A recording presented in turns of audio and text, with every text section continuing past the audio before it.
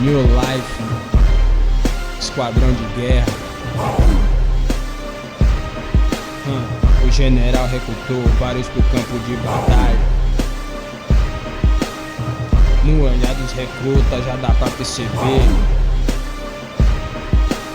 já não existe o medo de morrer. O general recrutou vários pro campo de batalha. No olhar dos recrutas já dá pra perceber que não existe mais o medo de morrer. O bom soldado sabe manusear a sua arma, tentando sobreviver. A missão é arriscada, os últimos que foram não voltaram pra casa. Mas esse é o novo esquadrão de primeira classe New Life, a serviço dos maloqueiros que vivem na sociedade.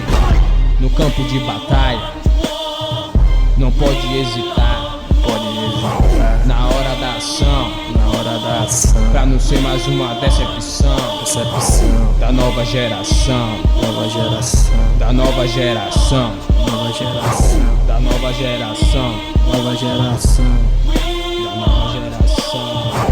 Guns, linha de frente, assume o posto, se apresenta agora, presta atenção no que vou dizer. No combate não haverá piedade, no vale da morte só vai ficar de pé os mais fortes. Só Deus pra conhecer o coração do inimigo. Na hora do conflito tem que ser agressivo, controlar do oposto pra não ser pego de surpresa e de predador virar a presa.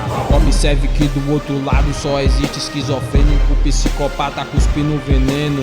Vou travar a luta, frio e calculista, se onga na bronca, ó pai que onda. No palco do inferno é aplaudido o maléfico, haverá conspiração pra evitar harmonia entre os soldados. Se tiver mente fraca, volta pra casa no meio da estrada. No campo de batalha não pode hesitar, na hora da ação, pra não ser mais uma decepção da nova geração, da nova geração.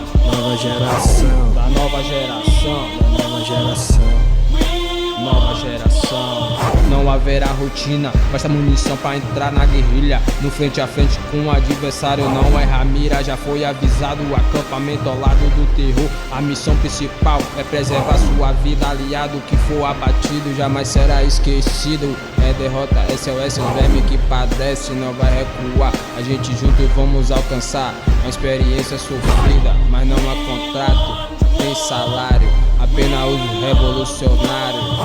Não há contrato, nem salário, apenas os revolucionários.